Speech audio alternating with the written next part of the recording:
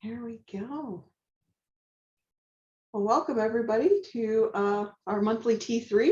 All you brave people. It's always great because I can say home, home, home, home. So with us today is Kelsey Smith, and she's with, did you go with the South Dakota Statewide Family Engagement? Was that what you're identifying? Yep. Yes, she has so many hats that I don't even know where to start. She works with adult ed in a lot of projects from different entities. So, but today she's going to talk about our project with family engagement. So Kelsey, take it away. Thank you, Kim. Good afternoon, everyone. Can you see my screen with the slide and no note? Can you see the note? Nope, just a slide. Good.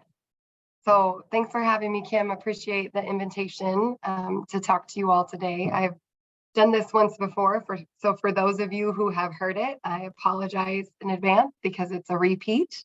But we're going to talk a little bit today about a funding opportunity to support family engagement and family literacy, specifically with our adult education partners, you all, and adult learners. So hopefully today we will cover kind of what the Statewide Family Engagement Center is and provide an overview of the funding that's available so you know how to get it and what's required.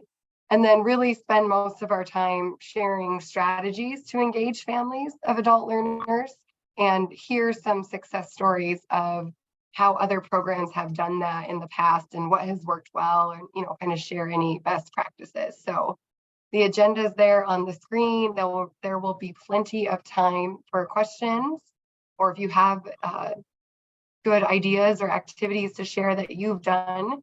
And then also the slides will be available. I'll make sure Kim gets the link out and I'll put it in the chat at the end. And then also a link to a Google folder that has all of the forms and things that you might need in terms of applying for that funding or getting that funding approved. So as Kim mentioned, who am I? I'm Kelsey Smith. Normally, I am the Director of Development and Grants Management for Black Hills Special Services. Some of you are familiar with our cooperative. The Career Learning Center of the Black Hills is part of Black Hills Special Services. So most of my time is spent on grant writing. We get a majority of our funding from state and federal grants. But then I get to spend a small portion of my time on a grant that's funded, and that's the South Dakota Statewide Family Engagement Center. And we're all about families, so there's mine. I have a 2-year-old Colby who gave me the cold that I have, so apologies for my voice. And then a 4-year-old Cooper, that's the preschooler who needs to practice his Christmas songs. And then my husband Chase, who ranches, so we've got some cows in the background there. And I live in Sturgis, and the wind and snow is terrible, but it sounds like it's like that everywhere in the state today. So at least we all can complain together. So what is the South Dakota Statewide Family Engagement Center? And hopefully many of you have heard of this. If you haven't, I'll tell you just a little bit about it, but it's a grant funded from the U.S. Department of Education, and it's awarded to, there's 3 partners. The money is actually awarded and managed by Black Hills Special Services Cooperative, my organization. And then our main partners are the South Dakota Department of Education and South Dakota Parent Connection. So it's a 5-year grant. It's about a $5 million project. We are wrapping up. We just started year 5, and we actually found out that we were awarded funding for a second round. So the program has funding for at least the next 6 years with a possible extension of 1 year there. There was a little bit of overlap, but we were really excited to see that because we didn't want to have to stop any of the work that we're doing. But in addition to our partners, the work is really divided into what we call 3 pillars. And of most interest to you all will be the college and career readiness pillar. And I'll talk a little bit about that next. But really the bulk of the work of the Statewide Family Engagement Center falls in the K-12 pillar. And then we have birth to 5 effort as well. But the purpose of the center, and don't get hung up on the word center because there's no physical center. We don't have we have an office, but it's not like a physical center. It's really a statewide initiative to engage families. And I always explain it as, I'm sure you all know this, but the idea that if families are more involved in their child's education, that child's more likely to be successful. So if schools, families, and communities are all working together to help children reach their full potential. And a lot of times we use the word learner instead of child because, as you know, we have adult learners that we want to support as well, and learners of all ages. And we really say the grant is a cradle to career focus because of that, birth to 5 all the way up to the career side of things. So just kind of little highlights from each of those pillars. A birth to 5, one kind of neat thing that they did recently was the kindergarten readiness cards. And so if you haven't seen those, there's 6 or 8 cards, kind of like a rack card, that they sent out to schools and community organizations and others in the state that really easily display what a child needs to be considered ready for kindergarten. And this was a COVID-related effort. We saw a lot of schools canceling their kindergarten readiness screenings. And so our team designed these cards, and they've been translated into a number of languages. And it's my understanding that if you're in South Dakota, we can get the cards shipped to you for free. There's only a cost if you're located outside the state. And so that would be a great resource to have, physical resource to have to hand out to your learners who have young learners at home and who are getting ready for school. A highlight of K-12, there's a lot of training going on there, some focus in social emotional learning and student wellness, as well as mental wellness of the educators. There's a trauma-informed webinar series. And then some of you might have heard of a literacy effort where we're getting books into every school in the state. The Porter the Hoarder books, some of you have used those in your family engagement activities, but kind of a literacy focus, again, just really helping schools, families, and communities be connected so that the learner is successful. And then we do have quite a few learning opportunities that are free and may be of interest to you all. You can find those on our website, and a lot of them are, we have book studies, we have self-paced toolkit courses, the family engagement toolkit course. I would say the majority are really designed for a K-12 audience, but that's not totally true and not always the case. And a lot of the learning opportunities are structured that anyone would benefit. Some of our birth to 5 work is designed for childcare providers, parents of children, as well as educators and Head Start and preschool teachers and things like that. And then same with K-12, parents, teachers, school leaders, even community members who want to be involved in that. So I'll make sure you have the link to our website in case you're interested in checking those out. New and different things happening all the time. Most of the trainings are online, but there are some in-person trainings as well. And then a lot of them have continuing education units tied to them or graduate credit. So a nice incentive if that's of interest to you.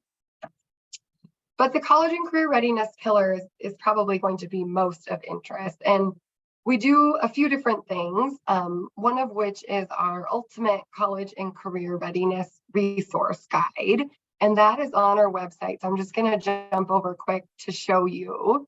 This is the Statewide Family Engagement Center's website, which is sdsfec.org. And under college and career readiness, we put together this resource guide. It's basically a curation and a little bit of created resources that are intended for students, adult learners, family members, and schools to just help them be better prepared as they pursue whatever's after high school.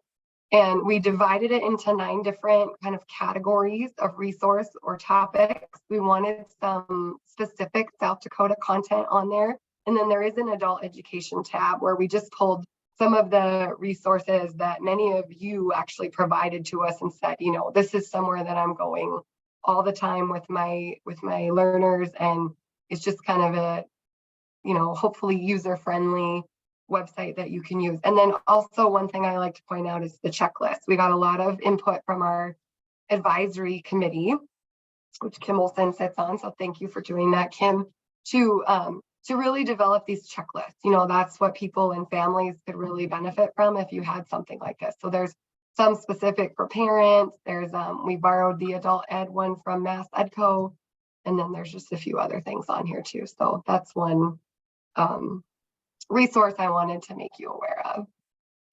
Get back here. Another kind of neat resource out there is we did some virtual college road trips, again, as a result of COVID.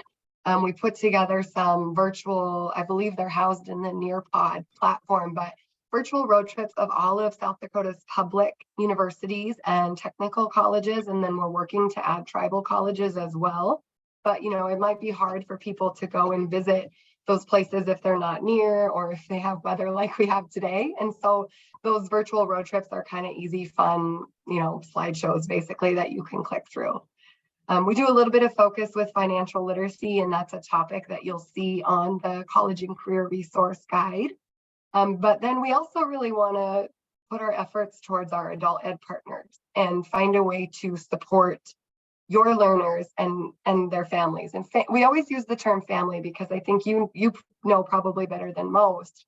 A family might be a grandparent or a child, or, you know, the family doesn't always look like the husband, wife, and the 2.6 kids or whatever the average is now. Families can make up a lot of things like aunts and uncles and even neighbors and, you know, non-blood relatives. So with our adult ed partners, we started out by financially supporting the STAR training, the Student Achievement in Reading training that was happening about 4 years ago. And then from there, we provided some funding to host family literacy events, family engagement events, and purchase classroom material. And so we're on Facebook and Instagram. I think we're on Twitter, but I don't even know that we keep that up to date. So Facebook is where most of our content is if you want to follow on social. But I want to talk about these family literacy activities, and that's why I'm here today. So we have the funding available, and just a quick overview of the funding is the up to $500 per program meaning like Cornerstones is one program, the Career Learning Center of the Black Hills is one program, for classroom materials. And we use the term classroom materials pretty loosely. I mean, it doesn't have to be specific to literacy or specific to GED. I think we've had a program purchase a whiteboard before. We've had programs use it to offset costs for subscriptions. We've had a lot of textbooks and those kinds of things purchased, but basically anything that can support adult education instruction in your state. So up to $500 for that, and then up to $300 per program for up to 2 sites for these family literacy activities. And that's a little bit confusing. So I always give the example of, you know, at Cornerstones, there's what I consider the 5 main locations. So each of those 5 locations can host up to 2 activities, and it could be 2 in Huron or 1 in Huron and 1 in Woolsey. You know, Rapid City, the Career Learning Center, kind of covers most of the Black Hills. They're 3 primary locations, so they could have an event in Spearfish, Sturgis, Rapid, Custer, Hot Springs, and, you know, somewhere else to get up to 6. Some of you others are, you know, your main location is Sioux Falls, so you could have up to 2 events there. I would also add too that especially in our larger communities, I have approved requests to combine those funds and essentially host one larger event and then use, you know, up to $600 for that event. So if that's of interest to you, all you need to do is email me and get pre-approval, because I think obviously it's justifiable. Is, you know, if you're going to host something in Sioux Falls or Rapid City, you might need more money to cover things like books you're giving out or, you know, food or things that you're providing. In order to get the money, we actually have you fill out a stipend form, and it's a pretty simple form. I'll show you what that looks like. I've got one here in this Google folder that you will have access to. And it's just basically we just need a little bit of documentation that proves you hosted these events and then purchased the materials.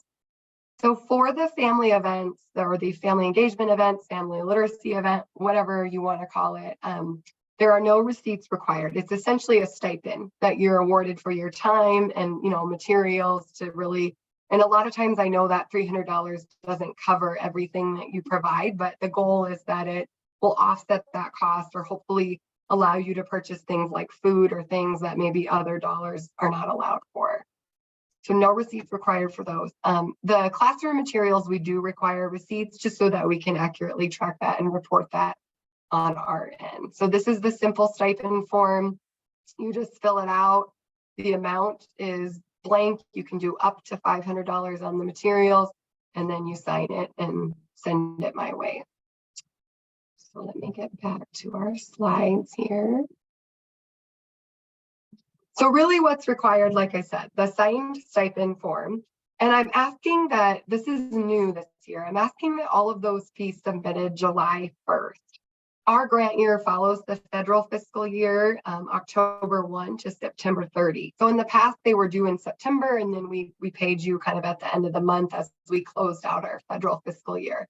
Our business office has requested that we get those in advance so that it's not a mad rush at the end. And then the benefit of that is it helps us that a couple times in the past, we've had some unspent money out of this particular line item. And so we've been able to go back to our partners and say, you can spend up to $1,000 in classroom materials or something like that. So if we can get those in early, July 1st, we can get them processed and paid.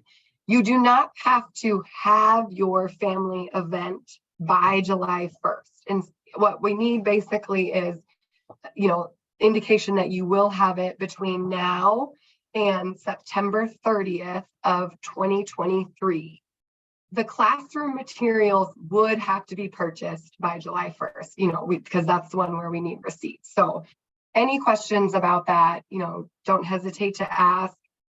I should pause there too and thank Kim Olson and the South Dakota Association for Lifelong Learning, because they have been instrumental in kind of getting the word out about this funding opportunity and helping programs, put activities together. And so I really appreciate all your efforts, Kim. The communication that you do and the kind of organization and coordination really helps on our end. So Kim is a great contact for questions, but you're always welcome to reach out to me. But any questions on the stipend form and what's required for that? Because that's probably the most important, because that's how you get paid.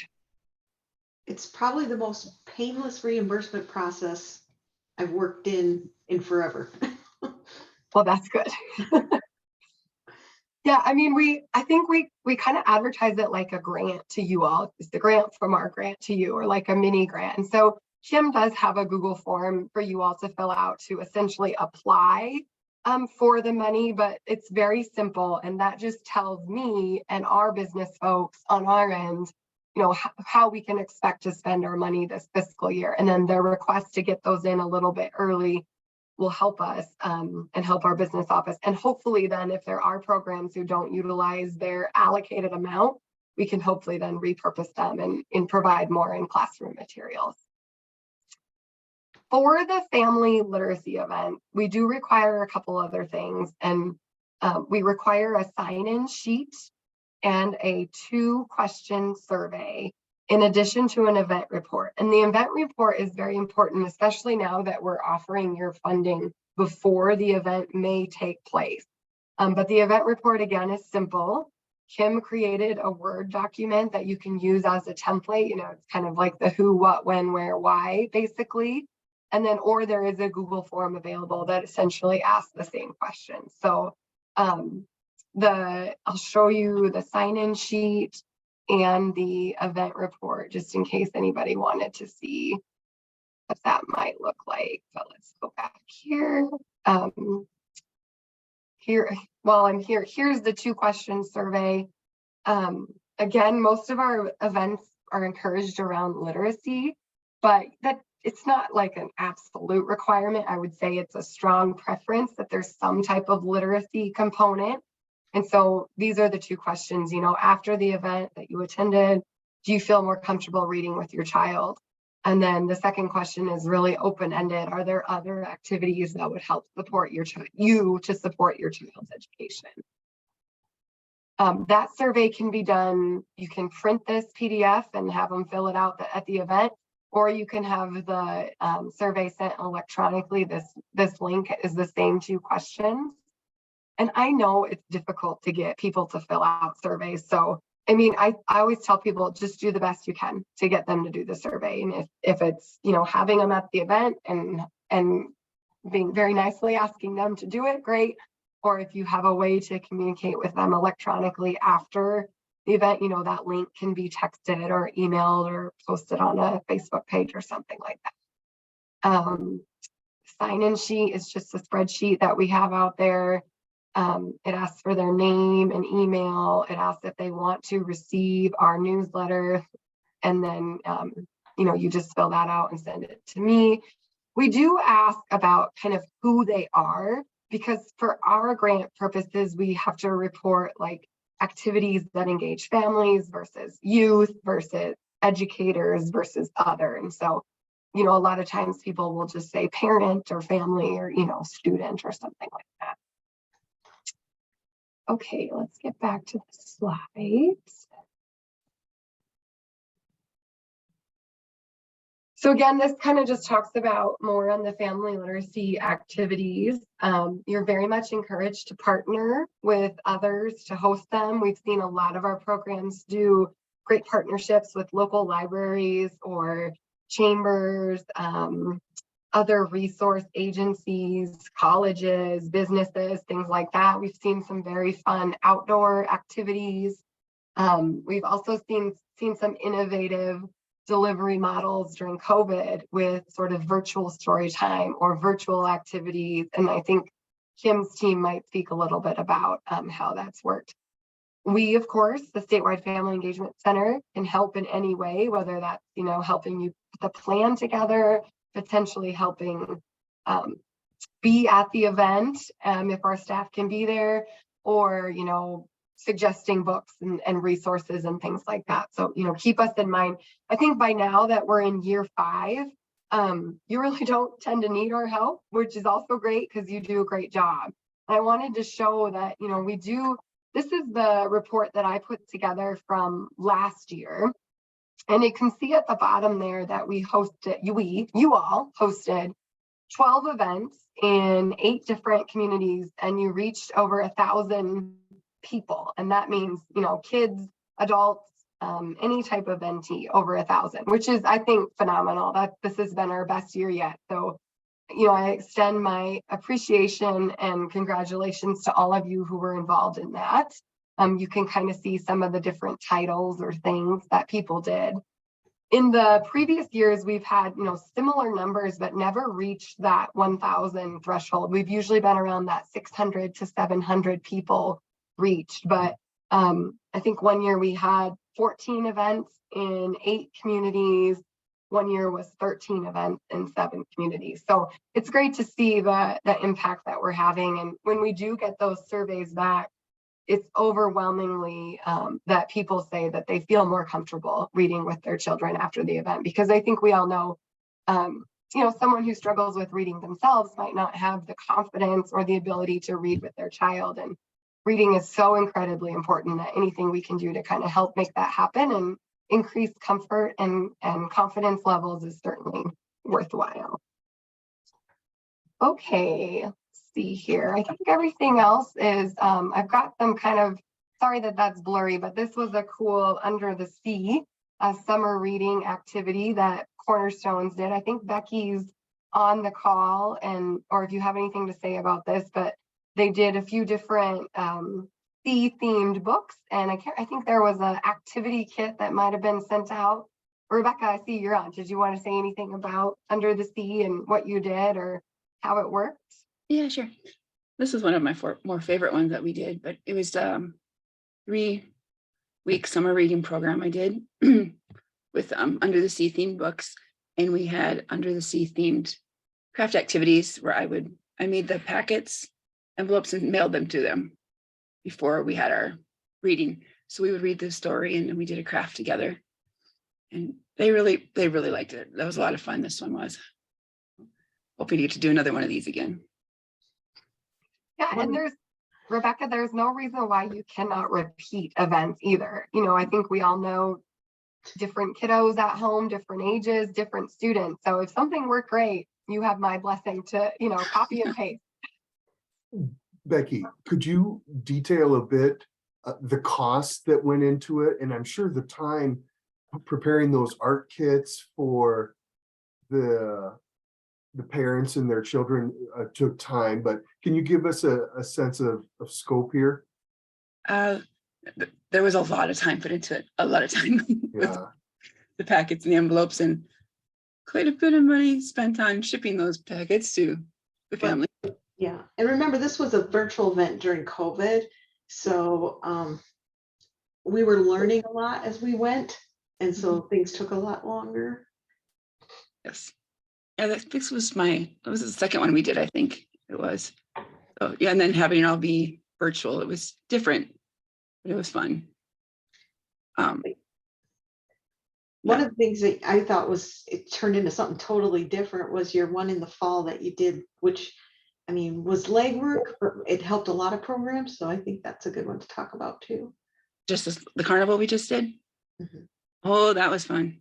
We partnered with the Aberdeen Downtown Association and the library, and actually United Way also donated some backpacks and school supplies to us. But we had a book swap and carnival back to school, and the kids came and played games, and the prizes for the games were school supplies. And we ended up supplying 94 kids with school supplies. So it was pretty amazing. It was a lot of fun, and kids had a good time. So I liked that one too. And then we had our, the other one that we did was a lot of fun was our Land of Oz. We did a scavenger hunt, and Storybook Land let us come out there. And instead of reading a story, I turned the Wizard of Oz into a mini play, and gave all the children a part of the play. And they came up and read it, and we acted out the play. And then we went on a scavenger hunt through the Land of Oz. And the last clue took us to the big balloon, and we all got to go on a hot air balloon ride, the ride out at Storybook Land. So that was a lot of fun. Wait, a proper hot air balloon ride? No. No. Just Okay. like a little carnival ride. Okay, so in terms of like creativity and costs, I understand during COVID, yeah, naturally in the learning process, but there's a lot of shipping, book purchases, supplies, school supplies. Did you have to pay for that entrance into Storybook Park? I'm just thinking there's so many creative approaches here. Yep. That was donated to us. The use of the cat donated, and the couple hours that we were there was donated. They ended up paying for, we paid for like 25 of the hot air balloon tickets, and they paid for 15 or something. They helped with that. People are very willing to donate, especially with the school supplies, to help. And that's a way too, I was going to tell you guys, to get those surveys filled out. We kind of exchanged the survey. They give us a completed survey in exchange for a raffle ticket for a prize at the end. And United Way had donated 2 backpacks full of school supplies. So they gave us their survey, and we gave them a raffle ticket. Yeah, thanks for sharing. That's a great suggestion on the survey. And I would just add too that I think that you can be as creative as you feel fit, but also know that we certainly understand $300 doesn't go that far.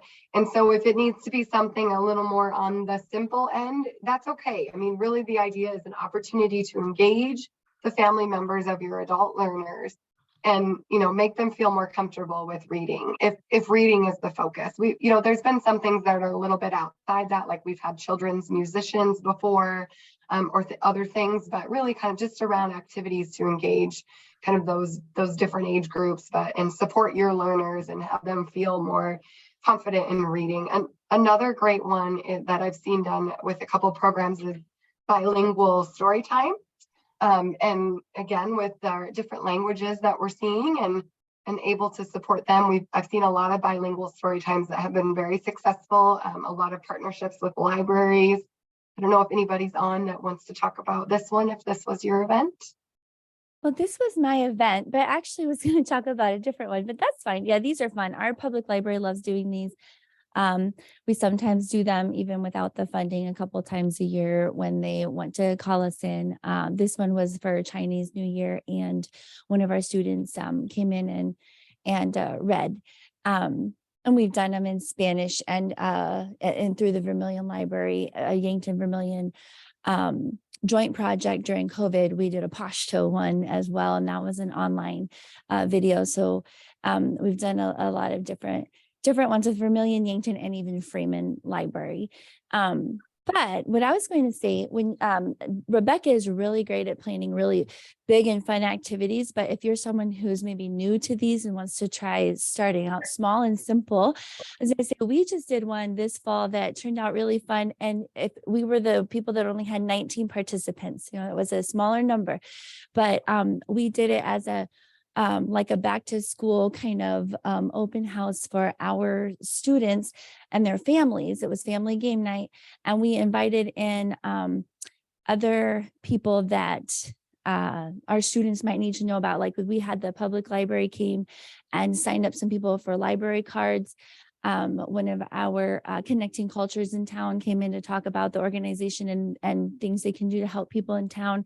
And then we also then we had games like family literacy games. They played headbands, and this was all ESL students. So the headbands game with all the ESL students and their families and the teachers was really fun. And then we had like 2 or 3 games they could rotate through. We also had like corn toss outside, and we had a little mini corn toss for the little kids. There was a 3-year-old that dominated there.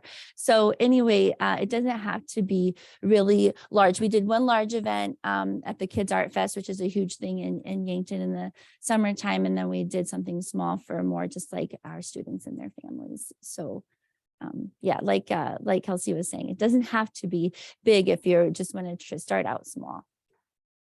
Yeah, thanks for saying that and for sharing your examples. And like I said too, I mean, literacy was really the kind of the foundation of our first statewide family engagement center grant, our current grant. The second round, that was less of a focus because the criteria had shifted slightly from the U.S. Department of Ed. And so potentially in the future, literacy might not be as strongly preferred, but even a back to school night can easily have a literacy theme, if you're handing out books and, school and all the things. So again, I'm very much happy to kind of visit with folks if they have other ideas that you feel like are kind of outside the box, and we can certainly hopefully get away to yes. The rest of my presentation, I really don't have much. There's a couple other examples in here. We've seen programs do book walks at existing events like, fairs or kind of your town's local fun thing that you do every summer. There's a library in the Siouxland Public Libraries has some book walks that are available for checkout where they've already gone and made the blown up pages on yard signs, but here's just some pictures of a book walk, and then books were given out. You could do just a family literacy night where you provide a meal and you have a guest reader, and maybe there's a book exchange or free books for everyone, or reading bingo, or again, the back to school theme has been mentioned. Here's just an image of what reading bingo can be. And then I think this is kind of tells you exactly how to do it. So I'll have those slides up there. Here's another kind of bingo card or challenge that you can send out as sort of like your event doesn't necessarily need to be like everybody comes to one place and does something.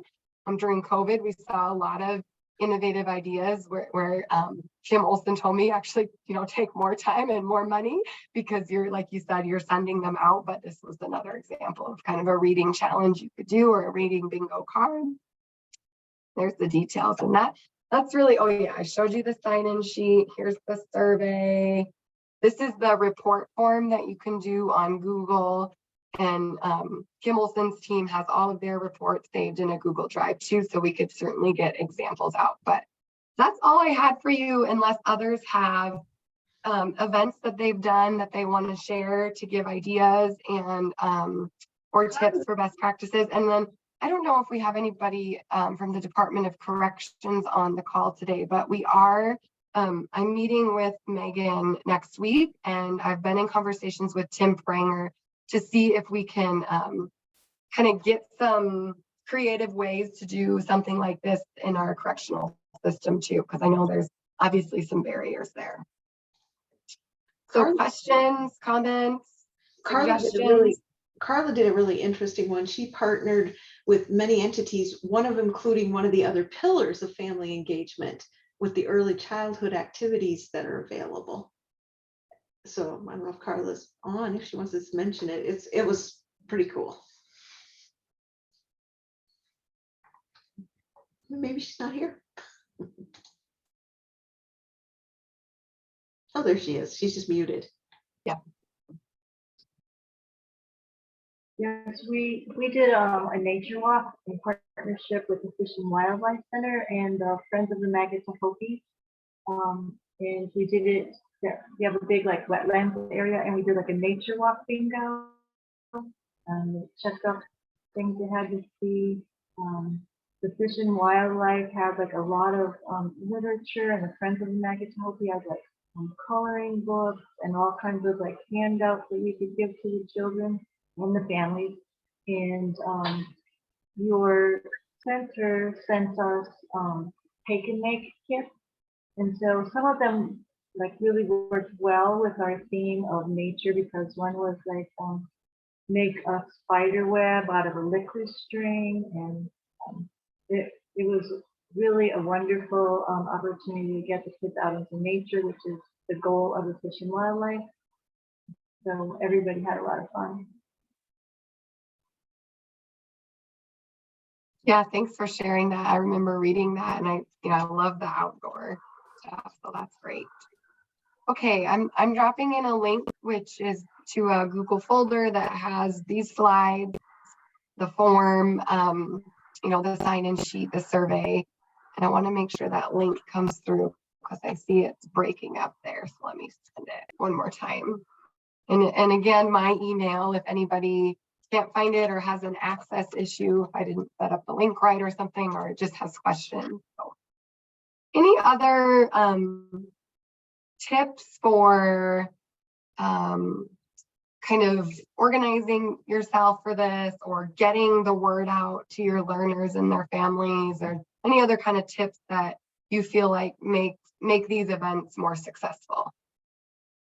I think you have to remember to do it months in advance, not a month, if you really want to have a good turnout. And you need to partner with agencies, which I think is just a double added benefit, because I get to market my program with other agencies, and I have a bigger catchment of individuals to come to the program.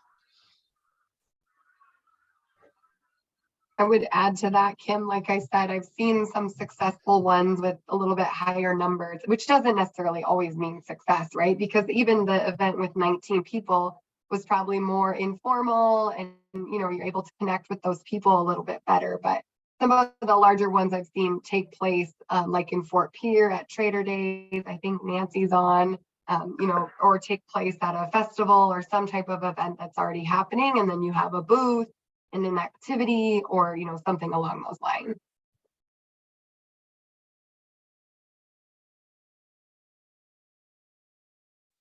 Yeah, this is Nancy from Pierre. Someone who loves to partner with agencies around the state would be Phil Baker. He provides music for children and families, and it's very engaging. In fact, he's coming. We're going to have a Zoom link with him on December 21st. It's a snow day. How great is that? We've had many snow days, so hopefully all the kids around our area will log on with their childcare providers and families. So yeah, reach out to Phil Baker, and if you need the contact, I can sure share that. He works with the South Dakota Arts Council, so that would save some of your funds. Thanks, Nancy. Okay, anything else?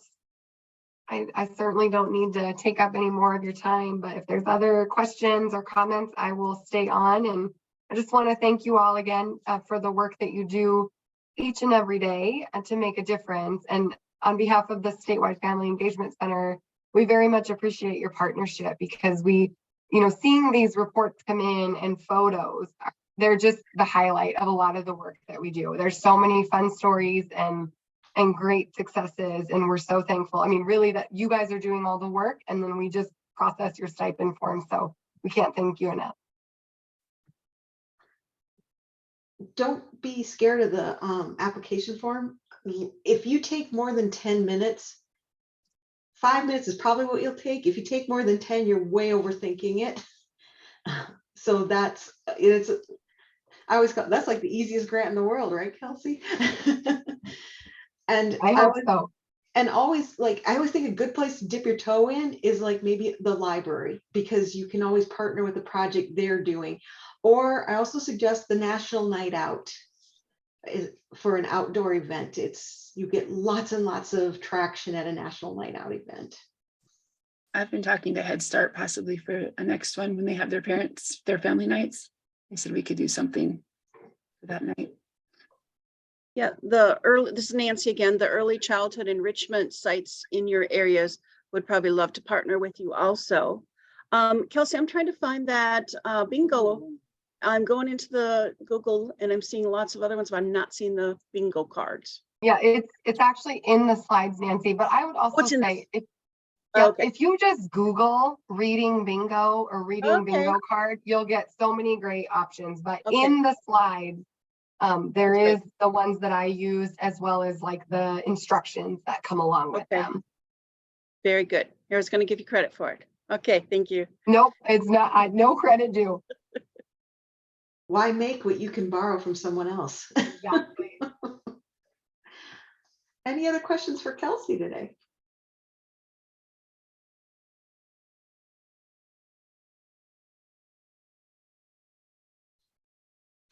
Well, Kelsey, thank you for your time today. Yeah, thanks for having me. Everybody stay warm and have a very Merry Christmas. You too. Thank you. Merry Christmas to you. Thank you, everyone. Take Thank care. you. Stay warm. Drive safely.